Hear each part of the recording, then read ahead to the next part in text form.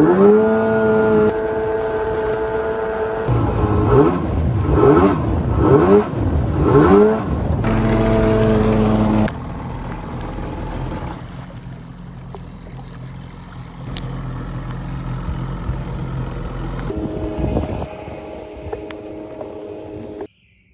fellas, this is the final video of these two Polaris Virage 800 direct injection skis getting sold. So last video, one ran, one we got running, and at the end of that video, when it started running, I couldn't get it to cut off. So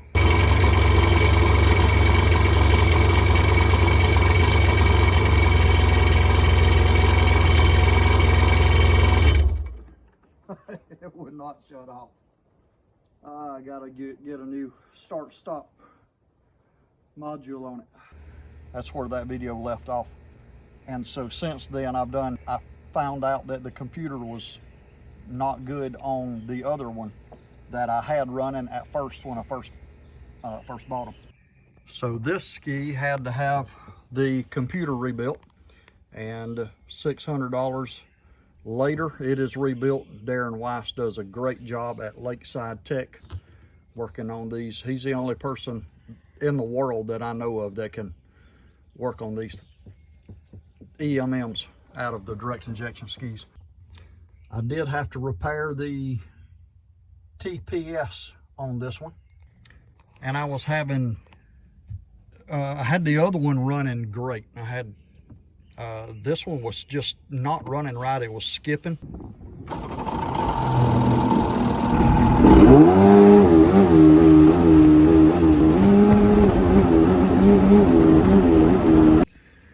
And I thought it might have been the coil.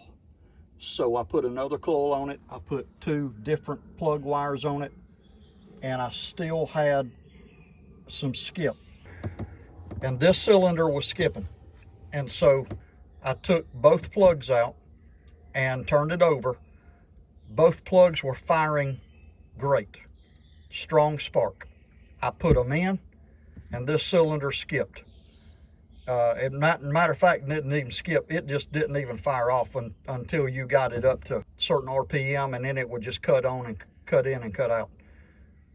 So I took this spark plug out and put it in that cylinder and that plug over here, and then I had the miss over here. So by process of elimination, I figured out that it had a bad plug. So as you can tell, that's a new plug. So they're ready to take to the lake, test out, and we will see how they run. And just a little advice: when you take one, I've got two, I got someone with me on the lake, I got a tow rope, but if you don't have that, if you've just got one ski, you're by yourself, you're testing it out, I always bring a collapsible paddle. Walmart sells that for not a lot of money. It fits under the front hood. Shining the plastic up on it, making it look a little better. It will get more clicks on Marketplace if you shine stuff up. When I waxed the gel coat, I got all this extra wax on it, and this stuff just, I cleaned it off with soap and water, Dawn dish soap, but there's still a residue on there even after I cleaned it off good. I could probably get some goof off or something like that and get it off, but this stuff right here shines all the plastic up.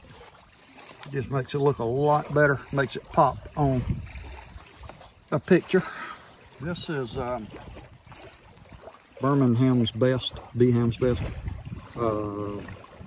blue dressing, vinyl and rubber dressing.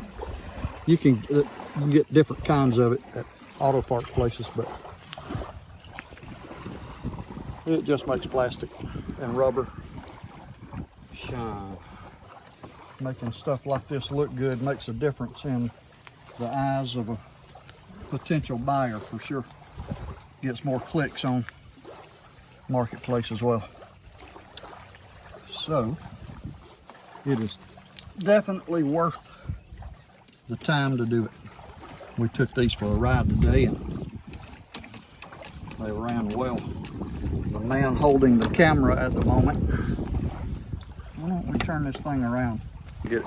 That fella right there flipped one of these jet skis, Jordan.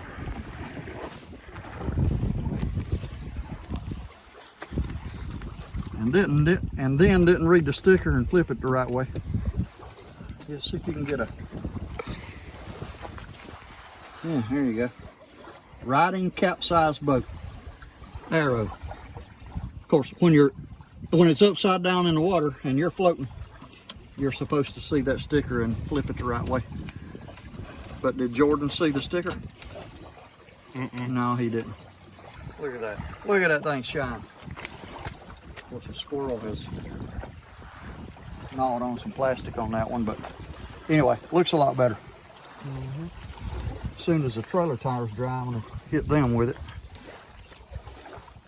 These jet skis, we ran both of them for probably 2 tanks of gas. We ran a full tank of gas out of them today, just making sure when I sell jet skis on Marketplace, or sell them period, I want to know that when I sell one, it's not going to break down with someone on the lake. On these direct injection skis, taking the fuel pressure regulator out of the gas tank and securing it properly is one of those things that you have to do.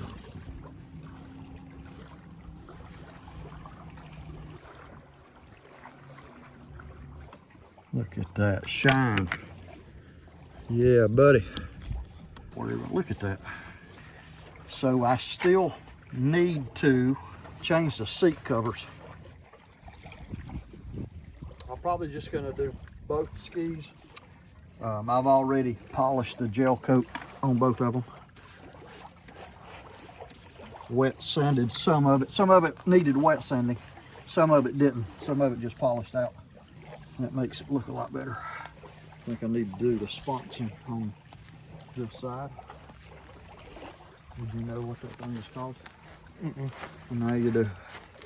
This thing lets you grab the water when you're turning sharp. Look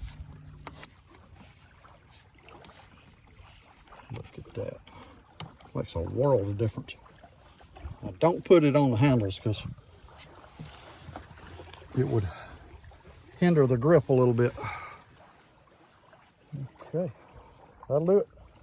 And I'm gonna, before I take the final pictures and post them on Marketplace, I'm gonna wipe them down real good. Get all this cleaned off. Yeah, makes it look better. You can buy not just a jet ski, anything, a car, motorcycle, four-wheeler, lawnmower, whatever, and make it run, which don't take a lot of work sometimes. But the main thing, you can buy something and clean it up, make it shine, and post it back on Marketplace and make enough money to justify the time that you spent cleaning it up. But I'm still kind of trying to decide whether to do the seats or not. I bought these skis for $600 and they were on a double trailer. I spent like $50 worth of fuel, about $40 worth of fuel going and picking them up in South Carolina. I spent $600 on a computer rebuild, and I had some of the other parts laying on the shelf. Had a stator on the shelf, so I didn't have to. It come out of a junk ski I had already, so I didn't have to buy one of those. I have spent enough money on them that I'm right at that verge of starting to eat into my profits if I do much more to them. And I really, seats will not help it run any better. They just make it look better and a little more desirable on Marketplace. And they don't cost a lot, but I have to kind of walk a thin line. If I want to make a profit, which is why I buy them, fix them up and sell them, is to make a profit. But if I do so much work to them and put so much time and effort into them and make them look good and spend money and don't make any money, then I'm going backwards. I don't want to do that. So sometimes I have to make a decision whether to redo the seats or not. There's been a couple of skis that I wanted to, like these I want to, but I just don't know if I have it in the budget. I may pass that on to the person that buys it. I would like them to look immaculate when I sell them, but sometimes that's just not the case. You have to, if I hadn't have spent the $600 on a computer rebuild, I may wouldn't even think about it. So these have a good bit of dock rash, which water's not getting in it. I'm not worried about that, but it just looks bad. It would not cost a lot of money, but it would cost a lot of time to patch all of that up with gel coat and then polish it all back in.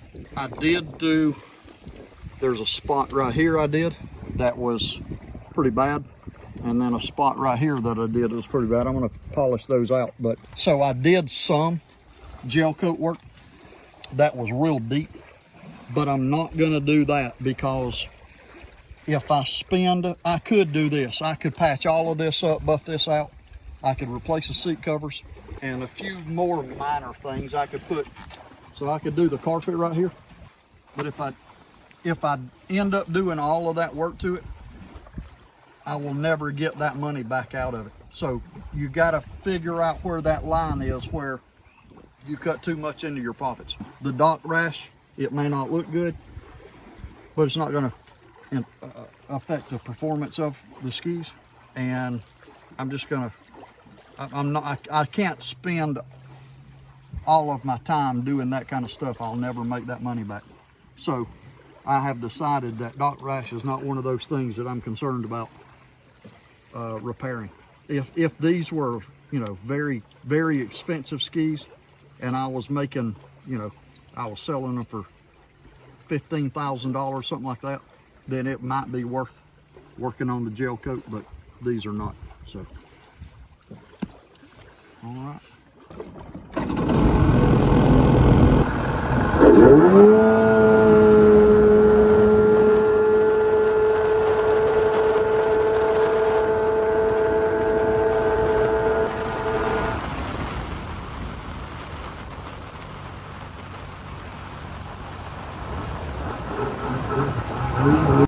Low fuel and low oil light is on. Let's see how it cranks.